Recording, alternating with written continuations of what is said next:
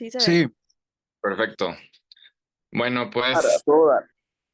el día de hoy, el tema del día de hoy es membrana neovascular coroidea en miopía degenerativa.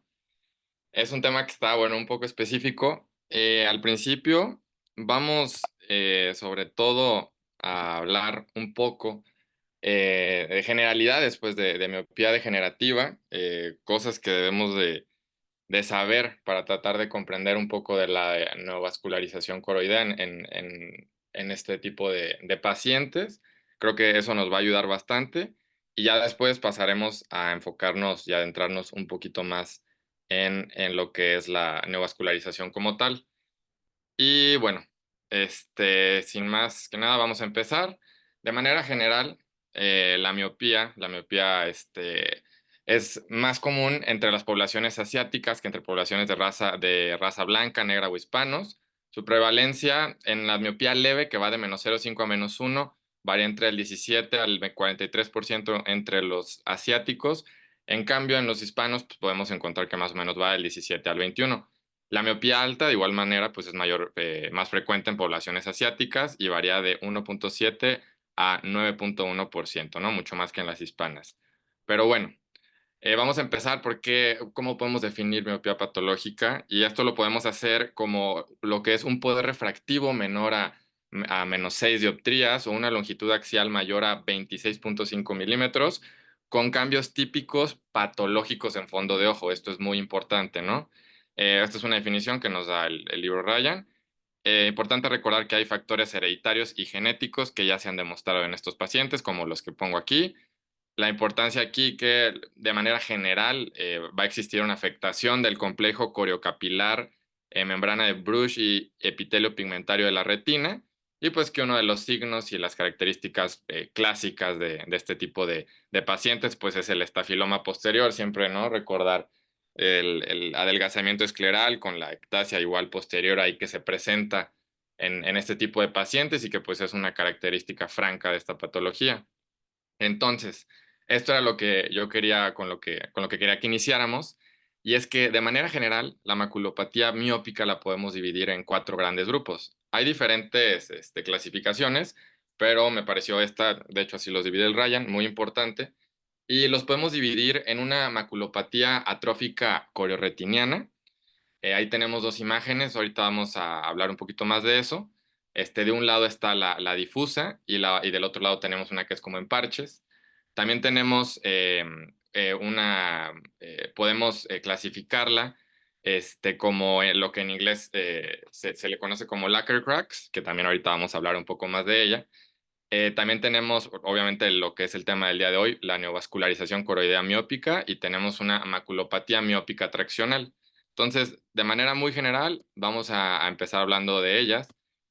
Y esto nada más se los pongo, no se tienen que aprender, sobre todo el de abajo quizá, pero estas son dos clasificaciones que explican, más o menos los autores explicaban, sobre todo de la historia natural de este tipo de maculopatías y los estadios en los que presenta. La de arriba, que dice Ávila et al., más o menos una clasificación ya antigua, en la cual al principio obviamente las van dividiendo por grados, de M0 pues es una apariencia normal, hasta un M5, donde hay ya grandes áreas de atrofia, ¿no?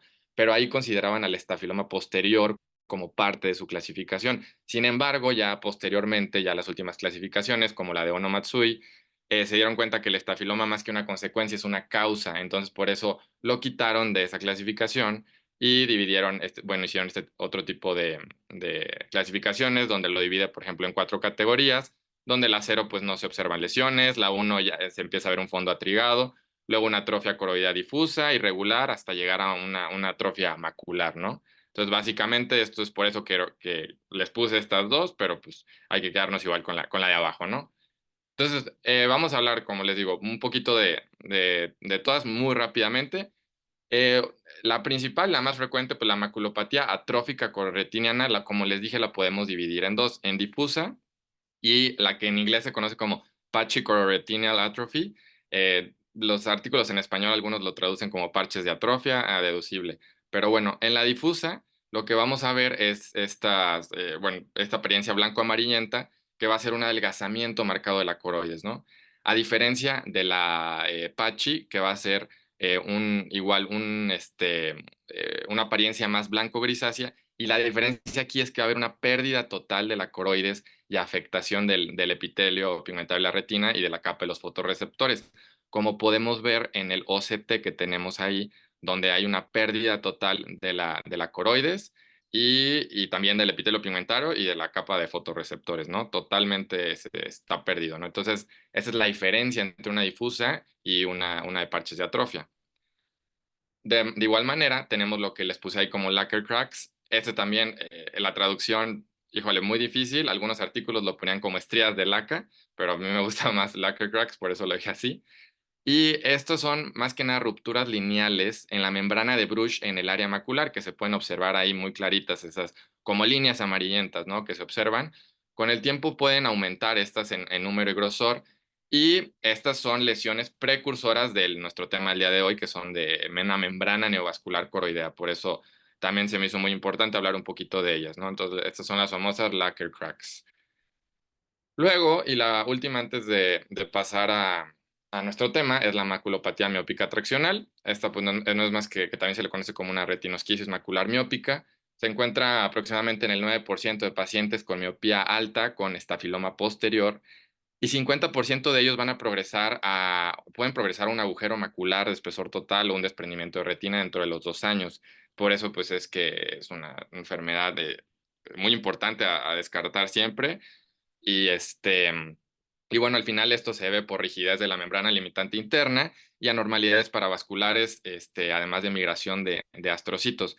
Aquí en este OCT, pues podemos ver totalmente ahí la tracción que se está generando.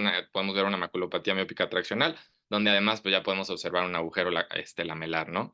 Y bueno, pues obviamente su manejo igual, controvertido, pues hay vitrectomía, pero bueno, ahorita ahí no vamos a entrar a detalles, solo es para recordar que existe dentro de todo este grupo de enfermedades de maculopatía, maculopatías miópicas, ¿no? Y ahora sí, vamos a empezar a hablar de la que nos toca el día de hoy, que en sí es maculopatía neovascular miópica. De igual manera, pues ya tuvimos la clase de neovascularización coroidea con la doctora Kass, entonces no nos vamos a meter tanto en cuestiones fisiopatológicas, sino nos vamos a ir más directo a puntos específicos para hacer el diagnóstico, qué esperamos pedir en un estudio, cómo se pueden tratar y, bueno, vamos a ir viendo cada una de estas cosas. Importante recordar que es una de las complicaciones más frecuentes que reducen la visión central en pacientes con miopía patológica. Se desarrolla en 10% de los pacientes con miopía patológica, y de estos, el 30% van a desarrollar la enfermedad en el ojo contralateral. Es por esto siempre importante que si ya encontramos un ojo con daño, tenemos que estar muy al pendiente del otro, ¿no? Hablando un poco de su patogénesis y de cómo es que se da esta formación de vasos, ¿no?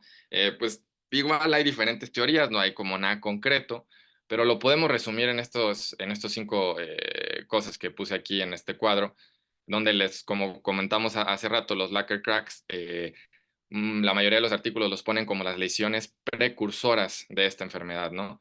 Entonces, al final, muchos de estos pacientes que encontramos con lacquer cracks van a desarrollar algún tipo de atrofia o de maculopatía igual neovascular. Entonces, siempre importante estar al pendiente. Va a haber un aumento de los niveles de factor endotelial, de factor de crecimiento endotelial. Básico, esto es de las cosas que más se han demostrado, ¿no? Y que bueno, por eso vamos a ver al final el manejo, que al final de cuentas son antiangiogénicos, pero bueno, más adelante vamos a hablar de eso. Va a existir una migración celular en el epitelio pigmentario de la retina.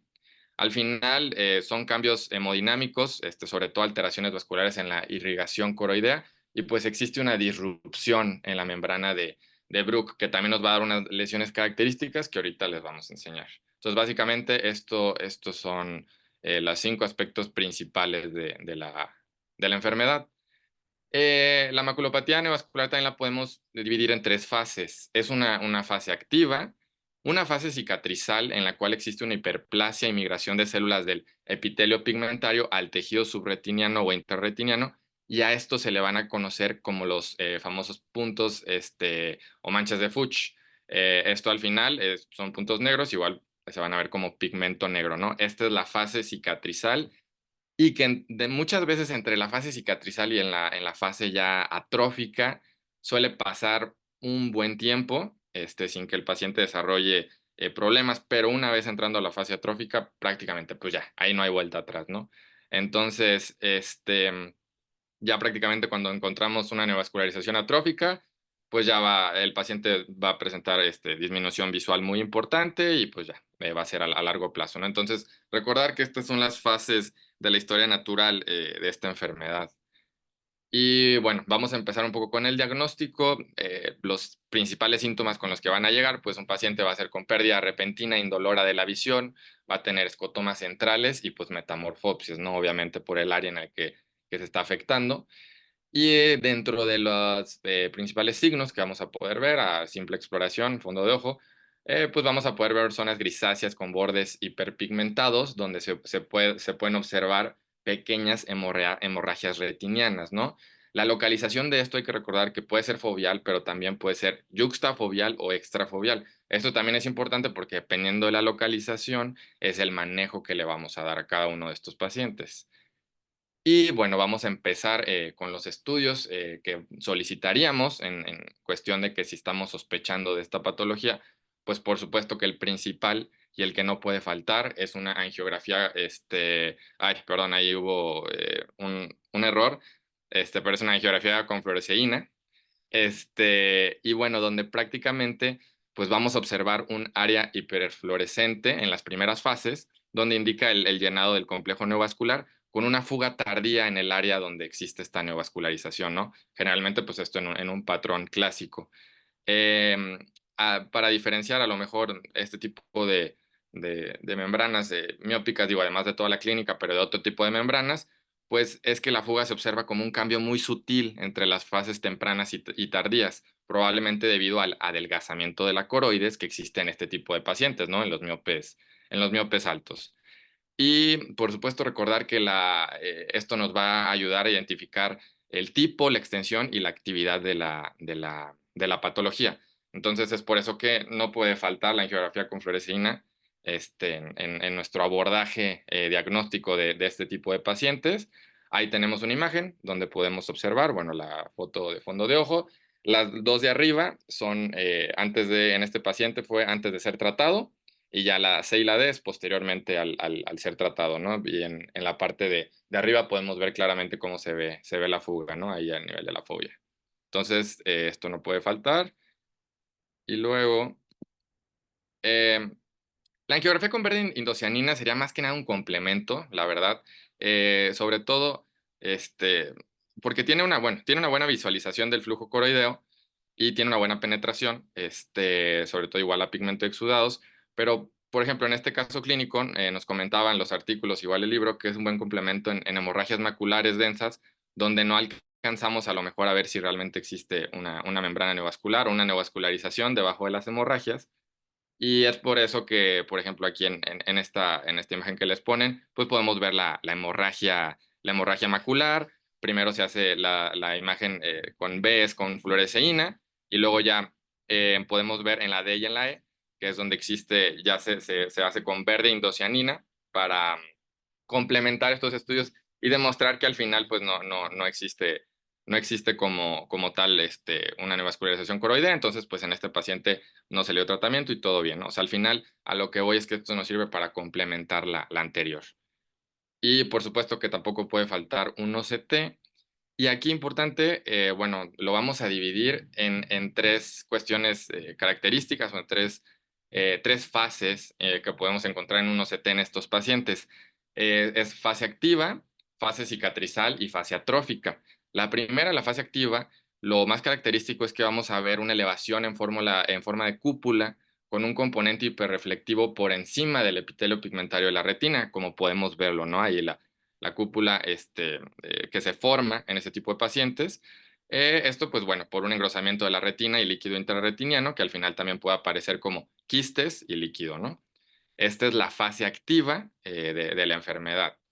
La fase cicatrizal, lo que vamos a ver, igual, bueno, va a ser una hiperreflectividad en la superficie interna con atenuación del tejido inferior, ¿no? Que de igual manera se puede alcanzar a ver un poquito ahí de atenuación debajo de la hiperreflectividad.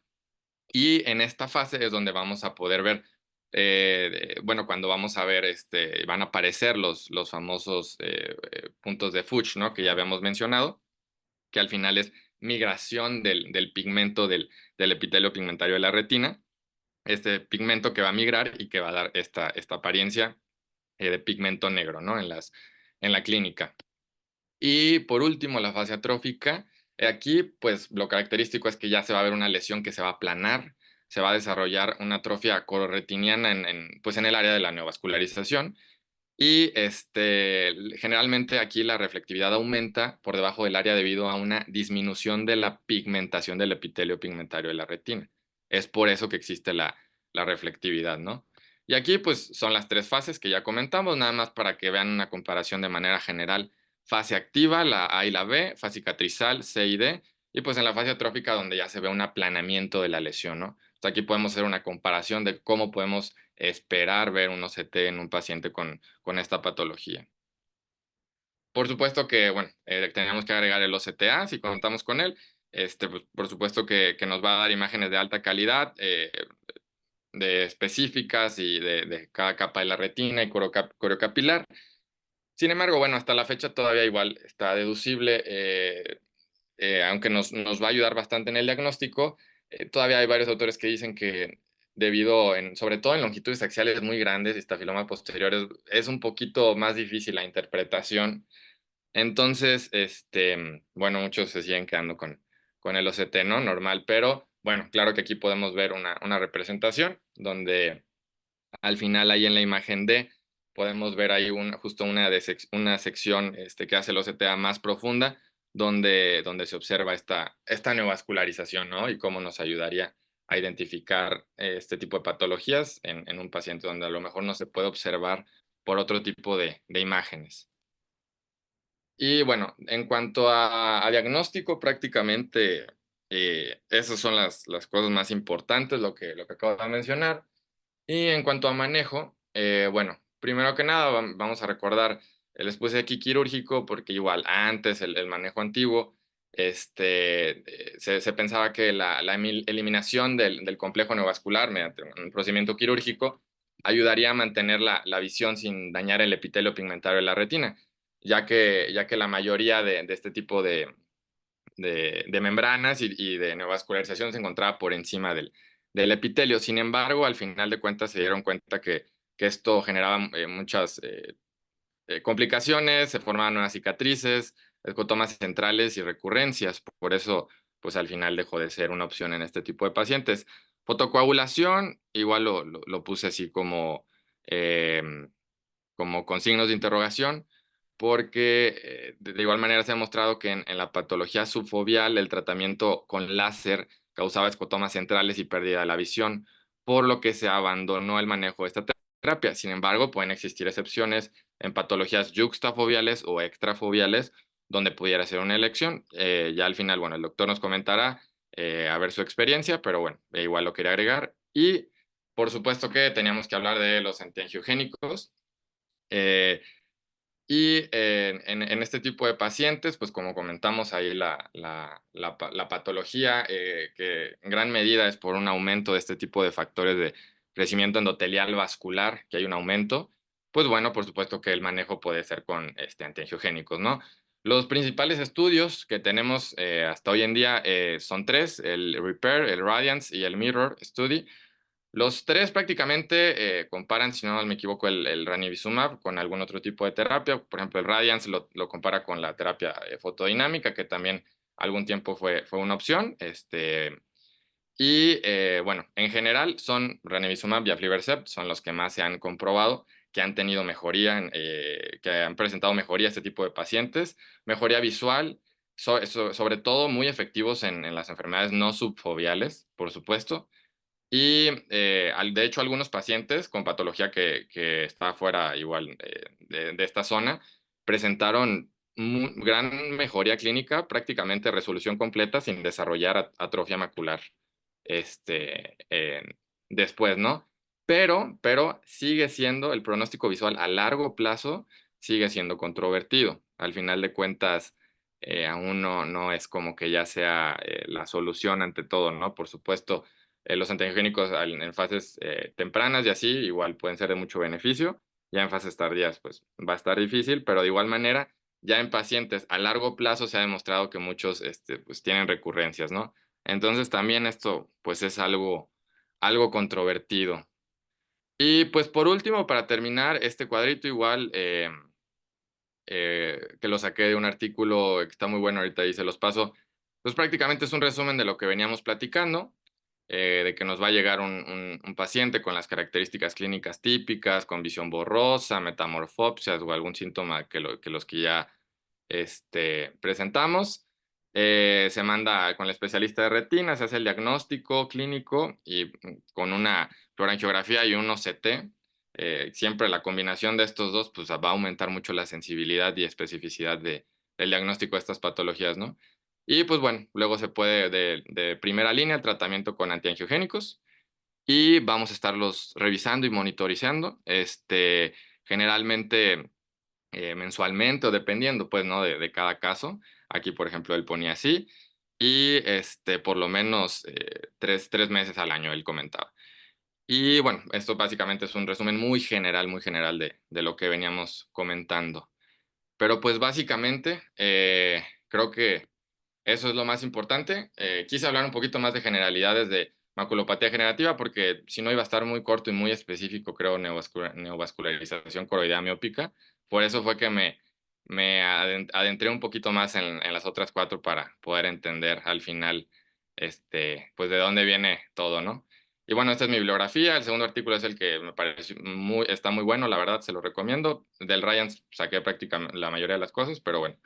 Esto es todo. Doctor Molina, no sé si quieran agregar algo, alguien tenga alguna duda, alguien No, quiera. Doc, está muy completa su clase. La verdad que sí se enfocó mucho le dio mucha énfasis en lo que es el manejo, en ver, distinguir eso entre la fase activa, porque es ahí donde nosotros tenemos que actuar.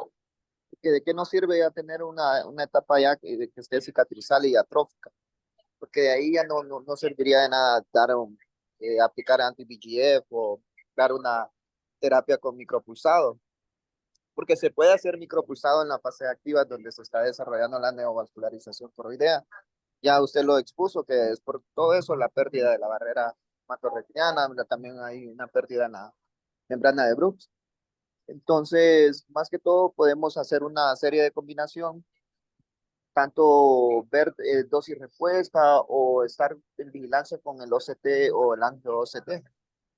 Entonces, hasta el momento, Doc, lo que nosotros hemos recomendado, lo que yo he visto, lo que yo he realizado en mi clínica, pues con terapia, ya sea con el anti-VEGF. En caso siempre me gusta tener la aflibercept y es el único que yo tengo a mano. Y, y lo otro es el láser micropulsado. Pero los resultados son muy similares, ¿no? Son muy similares. Sí, Entonces, veo muy completa la clase, está muy bien. Los puntos que usted tocó, también los tipos de estudio que vemos en la fase activa, que vemos en la fase cicatrizal y en la fase atrófica. En la fase atrófica, pues ahí ya pues no hay nada más que hacer, ¿verdad? Solo dar sí, manejo y ver cuánta de agudeza visual puede perder el paciente. Nada más. perfecto, Doc. Yo hasta el momento, Doc, el ranibizumab nunca lo he utilizado, no lo he visto. Aquí en Centroamérica, pues utilizamos más lo que es el bevacizumab el aflibercept, nada más. Sí, sí, exacto. Sí, está muy bien. Y los estudios que usted mencionó, sí, ahí los indican, ¿verdad? En esta fase activa de la enfermedad de la acción miópica. Entonces, ese signo es bien característico también el Lakers crack. Nosotros le decíamos allá en el posgrado, bueno, el posgrado de León le decíamos Lakers crackers. Sí. Entonces, ahí está, Doc. Está muy bien la clase. Lo felicito. No sé Perfecto, si Doc. alguien quiere comentar algo o tiene alguna duda. Yo quería comentar, Doc, bueno, felicidades, Tony, estuvo muy buena la clase muy concisa. A mí se me hizo interesante una cosa que es un error muy común que tenemos nosotros, es hablando del tema del estafiloma posterior, nos solemos confundir un poquito entre la atrofia coriorretiniana y el estafiloma posterior. Entonces, pues saber diferenciar muy bien cada uno, los datos clínicos.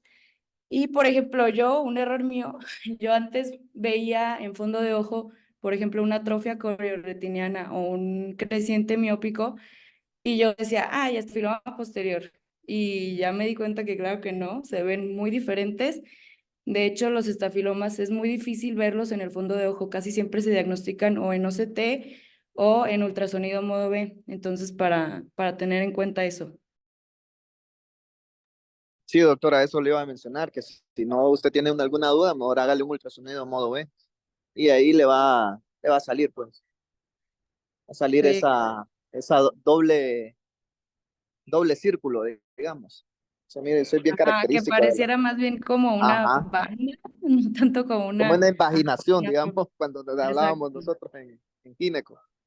Ajá, y veo Entonces, que es ahí un tipo es bien como, característico el estafiloma posterior, se ve netamente la esclera, pues, en blanco. Y aquí pueden ver a esas, las, las agrupaciones del EPR, pues la migración de las células del epitelio.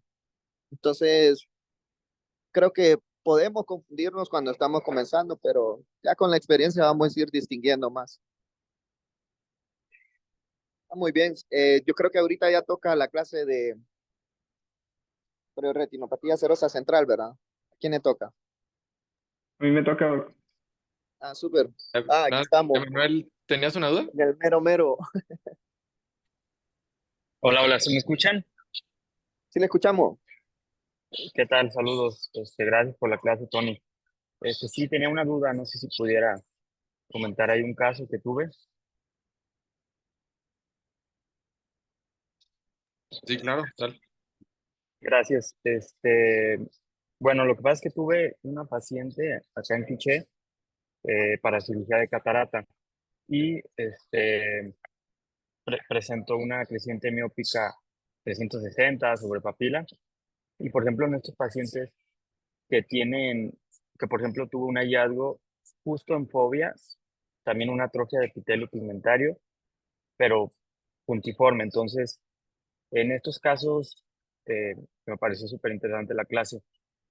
Digo, yo no sé si tenía una membrana, pero parecía que no. Pero hay indicación de aplicar algún antiangiogénico, alguna terapia, o simplemente, por ejemplo, se quita la catarata, una cirugía de faco y, y valorar posteriormente. No sé si el doc tenga ahí alguna experiencia o comentario. Gracias. Doc, si la opacidad es muy significativa, pues entraríamos de una a la FACO, ¿verdad? Y después hacer los estudios. Si tenemos buena visibilidad, pues entrarle a hacerle estudios, hay que ver en qué fase está la degeneración, a ver, y iniciar, ¿verdad? Tratamiento o manejo, y luego pensar en una cirugía de catarata, pero bien difícil. Yo tengo un caso ahorita, paciente con -20, -3 de astigmatismo, ojo único, porque ya le habían operado el ojo izquierdo. El ojo izquierdo está en PL con un lente monofocal y el ojo derecho pues está viendo 20.800, mejor hasta 20/70. Entonces, paciente anda unos lentes súper gruesos y ella quiere que la opere. ¿Qué le ofrecerían ustedes? Es una paciente de 32 años de edad y tiene unas cataratas, iniciando una catarata, tal vez una N2 por mucho. O sea, se ve muy bien, pues. Sería más una cirugía refractiva. Pero ¿qué tipo de lente? ¿Qué le harían ustedes? Ojo único. Prácticamente ojo único, ¿verdad? Porque no mejora el ojo izquierdo ni con, ni con la mejor corrección. Está igual, pues. ¿Qué ofrecerían ustedes a esa paciente?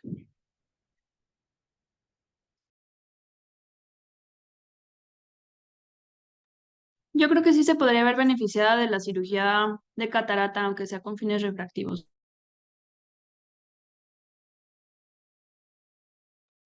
Sí, muy bien. Y al paciente, ustedes que tendrían que darle, decir al paciente que su pronóstico visual es muy reservado, porque a veces cuando uno da una expectativa, el paciente tiene muchas expectativas muy altas, pues, de decir, me voy a hacer una cirugía refractiva, ya no voy a usar lentes, pero uno siempre da el peor pronóstico, ¿me entiendes? Y yo he pensado poner un lente fáquico, una cirugía refractiva con un lente de rango extendido o un monofocal. Yo creo que yo me inclinaría más por un lente monofocal y dando el peor pronóstico. Y siempre decirle al paciente que probablemente vaya a utilizar lentes, pero ya no van a ser tan gruesos, ¿me entiendes? Y la otra es explicarle que secundario a su degeneración miópica, pues puede tener complicaciones a futuro, ¿me entiendes? Pérdida más de visión, que no va a quedar al 100%. Entonces, creo que por ahí le voy a hacer su cirugía refractiva en unos días. Entonces, les comento de ese caso para que más o menos tengan cómo orientarse, cómo abordar un paciente, cómo tratarle, darle siempre las mínimas esperanzas para que el paciente también no quede con esa inconformidad después de la cirugía. Más en estos pacientes con degeneración miópica. Gracias, Doc, Doc. estaba leyendo también que pues no hay nada para evitar la progresión de la miopía degenerativa, ¿no? Pero No, que he visto que crosslinking, ¿cómo es? Crosslinking de colágeno escleral. No sé si usted sepa algo de esto, si sí funcione o no. pues hasta el momento no sé. Desconozco, la verdad. Ah, ok, gracias, Doc. Sí, desconozco. Entonces, si gustan, empecemos con la serosa central. Toca el doctor.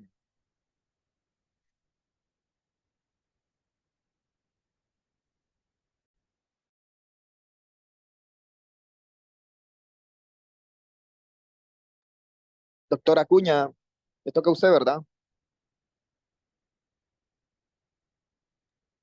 Sí, doc, estoy Va, preparándola. dele, dele. Doc. A ver. Ahora sí. Vamos a compartir.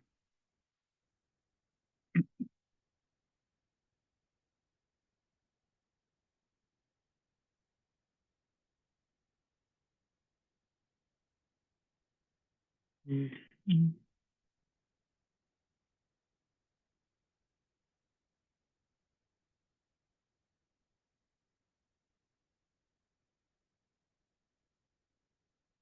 Muy bien. Bueno, hoy vamos a hablar de retinopatía cerebral central. Mi nombre es Rubén Acuña Cortés. Vamos a empezar. Manera de introducción, pues el objetivo de esta clase es que podamos entender cómo es que se produce la corioretinopatía, así como también su etiología, diagnóstico, el tratamiento y el manejo. Entre los contenidos, los puse brevemente aquí, vamos a ir viendo cada uno de ellos. Como definición, eh, la literatura dice que no se ha definido la causa completamente, no es tan clara, pero se tienen algunas ideas y pues es una enfermedad relativamente benigna y se va a caracterizar por una área circular de desprendimiento seroso de la retina posterior. Se dice que es causado por aumento de permeabilidad de vasos coroideos, eh, específicamente por una sobrecarga venosa. Eh, y también por una coroides gruesa que pues vasos dilatados en la capa de Haller también a nivel retiniano. Coroides gruesa y vasos dilatados en la capa de Haller. Es autolimitada y pues vamos a ver que hay presentaciones atípicas que también vamos a ver más adelante. La epidemiología, la incidencia es 1 o 2 personas por cada 10.000 habitantes por año, normalmente en personas caucásicas, asiáticas, hispanas, y los hombres la padecen más que las mujeres, con una relación 8:1 o 9:1 de mediana edad, entre los 25 y 50 años. Otras literaturas también pueden decir de 30 a 50 años. Y pues esto es muy importante porque también hay ciertos diagnósticos diferenciales, los cuales por la edad vamos a ya pensar en otra entidad. Etiología de factores de riesgo, pues se dice que se asocia con una disfunción del EPR, que esto resulta en la fuga de líquido desde los capilares coroideos hacia el espacio subretiniano. Dentro de los factores de riesgo, como sabemos, los psicológicos, el estrés, ansiedad, depresión, específicamente personas con personalidad tipo A, que son muy competitivas, que se exigen mucho todos los días. Eh, También físicos, uso de corticosteroides y hipertensión arterial. Genéticos también se ha relacionado un poquito con predisposición familiar. Y de la presentación clínica, los síntomas comunes, pues va a ser visión borrosa, metamorfopsias o visión en túnel, los psicotomas, que pues ya sabemos que es una pérdida de visión en una parte del campo visual, y la disminución de agudeza visual promedio va a ser, vamos a encontrar los pacientes que llegan con 20-30, aunque va a haber un rango extendido hasta 20-200. Lo más común es que lleguen no con una agudeza visual tan deteriorada, sino como moderadamente deteriorado. Y algunos pacientes van a referir que han presentado cefaleas tipo migrañosas.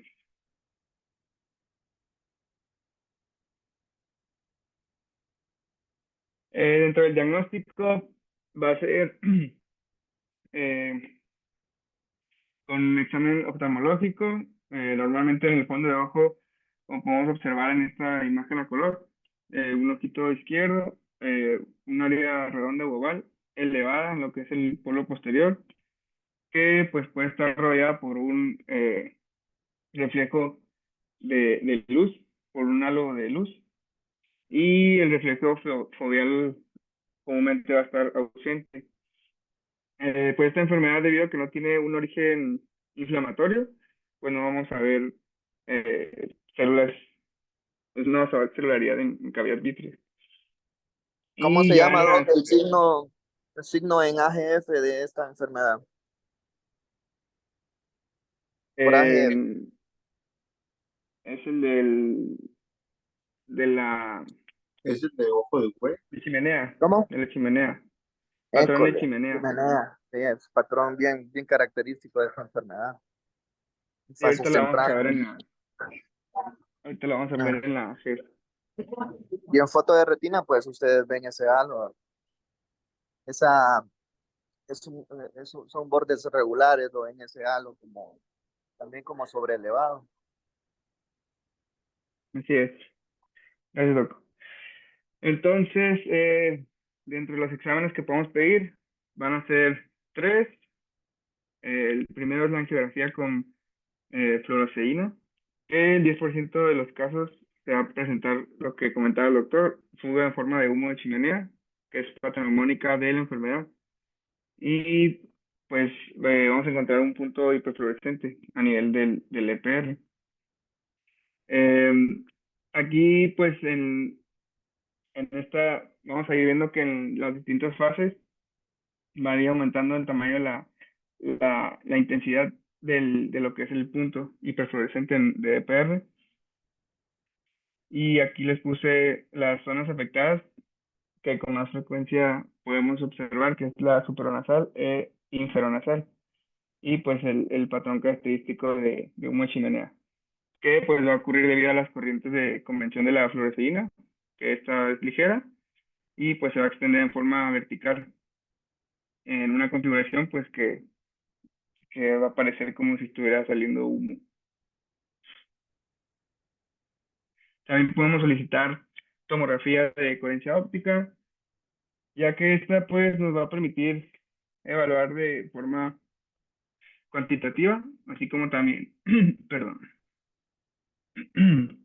Así como también nos va a ayudar a monitorizar el líquido subretiniano después de que empezamos con tratamiento.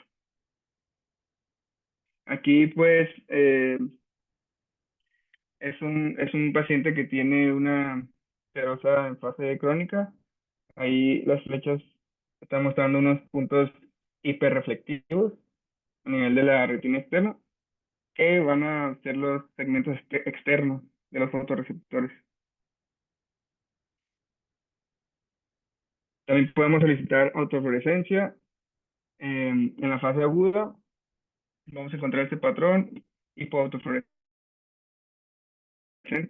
en el, en lugar de la fuga.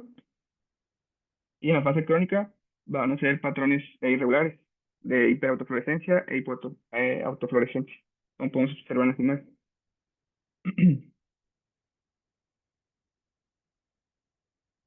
Como mencionaba anteriormente, podemos tener presentaciones atípicas. El primero de ellos es desprendimiento de retina buloso. Esta va a ser de inicio agudo, con afectación simultánea o secuencial de los dos ojos. Dentro de las complicaciones podemos tener un desgarro grande del EPR, placas submaculares, bandas fibróticas, exudados paravasculares periféricos, así como también oclusión o proliferación fibrovascular. Los cambios vasculares periféricos pues, pueden ser secundarios a un desprendimiento sensorial prolongado. Normalmente este tipo de entidad pues se relaciona mucho con pacientes con enfermedades sistémicas, antecedentes de esteroides a largo plazo, de uso de esteroides a largo plazo. Normalmente, por ejemplo, los pacientes con enfermedad de Arada, ya sabemos que ellos utilizan esteroides a largo plazo, pues puede aparecer esta entidad. También así como pacientes con trasplante renal, pacientes cardíacos y también pacientes que utilizan hierbas medicinales, que hay algunos tipos de hierbas, esto no recuerdo un nombre en específico, pero que tienen mismos componentes de esteroides. Entonces también es importante cuando tenemos un caso de estos, preguntar cualquier cosa que esté consumiendo el paciente.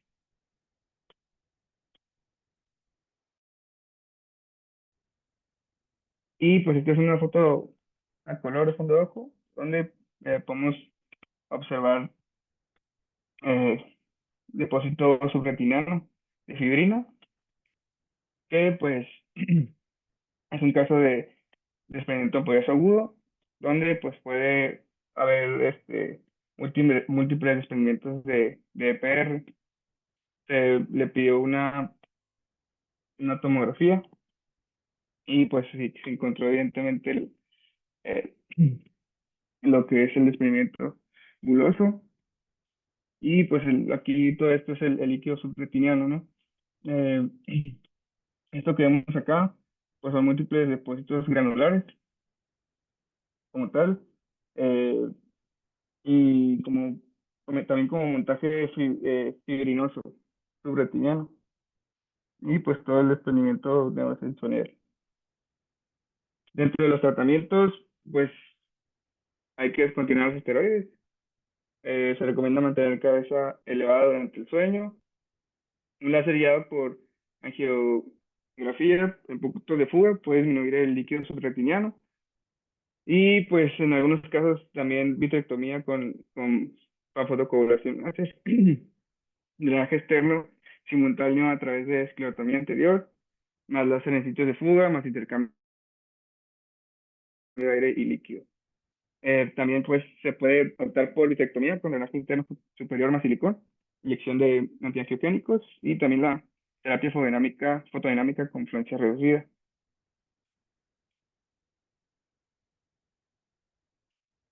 El pronóstico va a ser variable. Normalmente pues lo va a determinar cuánto duró el desprendimiento, si hay fibrosis o no, si hay ya proliferación fibrovascular. Y estos casos sí van a ser eh, más específicos dependiendo de la situación y cómo estén los estudios, ¿no? todo el tiempo de evolución y cómo responde al tratamiento. Y entramos a la otra entidad, que es la cirrosis central crónica. Aquí ya el EPR pues, está ampliamente descompensado de manera difusa.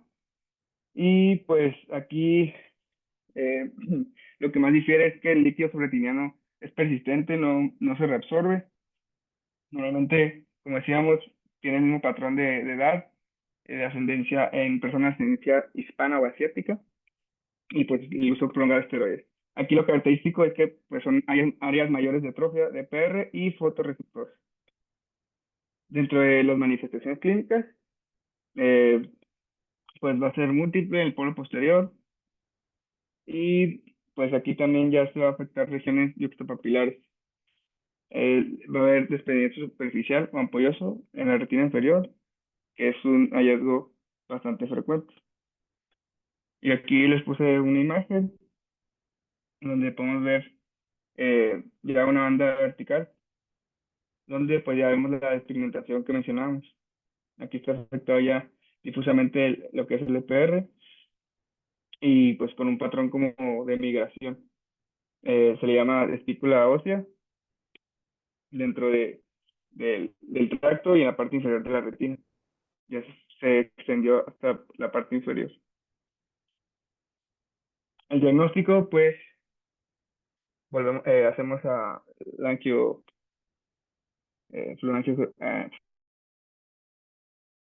fluorangiografía retiniana, y pues vamos a encontrar el patrón de áreas parcheadas hiperfluorescentes o áreas hiperfluorescentes moteadas que corresponden con cambios pigmentarios. Y pues estos normalmente se van a empezar a notar también en las áreas hiperfluorescentes. Y vamos a hablar más específico de esta imagen. Hay un patrón característico, se llama de hueso corpuscular, pues debido a la migración de la retina atrófica. Es este. Y pues la apariencia, como decíamos que hay espículas óseas, pues va a aparentar una retinosis pigmentaria, solo que esta va a ser más sectorial. Y pues aquí el problemita con estos pacientes es que pueden presentar un deterioro en el campo visual superior, porque pues el fluido se va a acumular en la retina inferior. Entonces nos va a afectar el campo superior, ese tipo de entidad. En el OCT, pues vamos a encontrar el típico líquido subretiniano debajo de la mácula, y pues va a desprender lo que es la retina. Y pues aquí también algo característico cuando es crónico es que vamos a tener una coroides engrosado, así como también cambios quísticos en la retina suprayacente. En la geografía por OCT, pues es donde vamos a poder observar neovascularización coroidea, que esto está oculta en algunos casos. Y pues el tratamiento va a ser con láser argón, terapia fotodinámica, con fluencia reducida o tiempo reducido, antiangiogénicos como bevacizumab, y pues el pronóstico va a ser reservado, ya dependiendo de cuánta recurrencia tiene el paciente, si es su primer cuadro, su segundo cuadro, y el tipo de evolución. Dentro de los diagnósticos diferenciales, se mencionan todos los siguientes. En este caso les puse una foto de un tumor, de un melanoma maligno. Aquí la característica es que se encuentra en la parte normalmente superotemporal. Y también eso es una escleritis posterior, que también, digo, no se parece mucho, pero se menciona como diagnóstico diferencial. Y una enfermedad de Arada.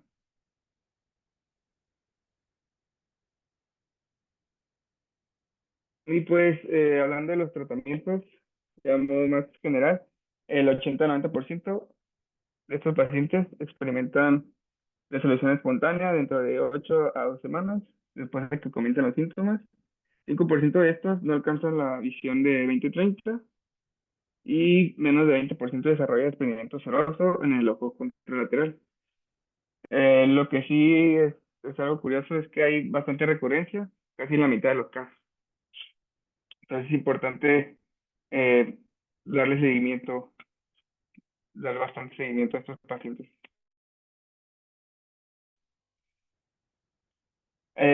Hay también unos como circunstancias en las que sí se puede indicar la fotocoagulación láser, porque no a todos los pacientes se le debe de indicar.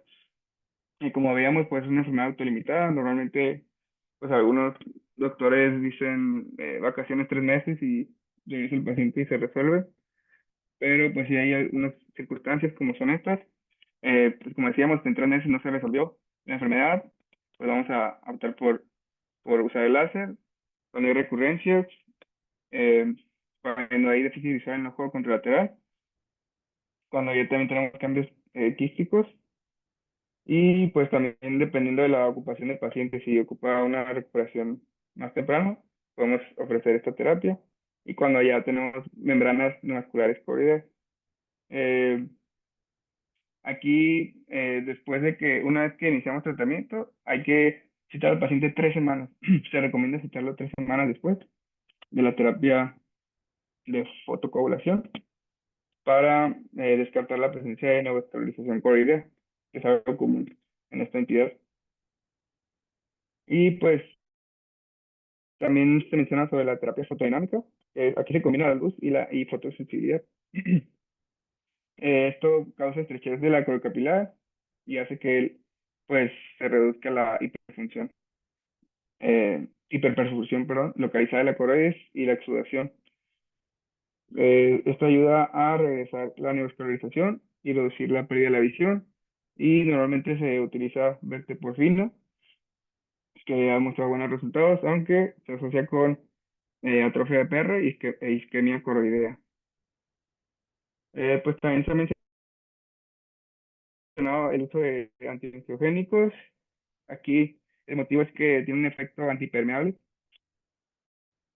y pues ayudan, ¿no? Para que no haya tanta permeabilidad vascular de la coroides. Hay evidencia de que sí existe resolución del desprendimiento de retina y del despegamiento del EPR, así como de la huesa visual. Y pues esta sería toda mi presentación. No sé si tengan alguna duda o algún comentario. Gracias por su atención. Muy bien, Doc. Ya sabemos que esta es una enfermedad autolimitada, ¿verdad? Tiende a resolver en unos 3 meses. Hay unos estudios ahí que comparaban láser sublunar o micropulsado de rejilla en la mácula y comparaban con dosis de TRIAMS y también con anti-VEGF. Y los resultados siempre fueron iguales. En conclusión, eso es lo que dijeron estos 3 estudios, que solo era el tiempo que resolvía más rápido el anti-VEGF en comparación con con la TRIAMS y el láser micropulsado. Entonces ellos utilizaron el 577, el que tiene el DOC, el láser Iridex Extramaría. Y solo eran como creo que 2 semanas a 3 semanas lo que tenía la diferencia con el anti-VEGF. Pero igual, como les digo, es una enfermedad autolimitada, se da mucho por estrés. También aquellos pacientes, está dado más en pacientes masculinos, pues también porque hay muchos deportistas también que abusan o los que hacen fisicoculturismo, o los que hacen pesa, abusan mucho de esteroides. Entonces también es otra teoría para desarrollar una retinopatía serosa central. Entonces, está muy bien la clase. Siempre recordar que esta patología podemos apoyarnos con herramientas básicas como un simple OCT macular. Podemos pedir la AGF, que ya dijo el doctor de cuál es el signo característico. Y más que todo, pues dar, es que todo es dar un buen tratamiento terapéutico, ya sea con la anti-VEGF o con cualquier otra herramienta o cualquier otro tratamiento que les he mencionado. Y nada más decirle que es una enfermedad que puede ser que vuelva a recaer, pues. Entonces hay que explicarle bien eso al paciente. Pero muy bien, la clase es muy concisa, es breve.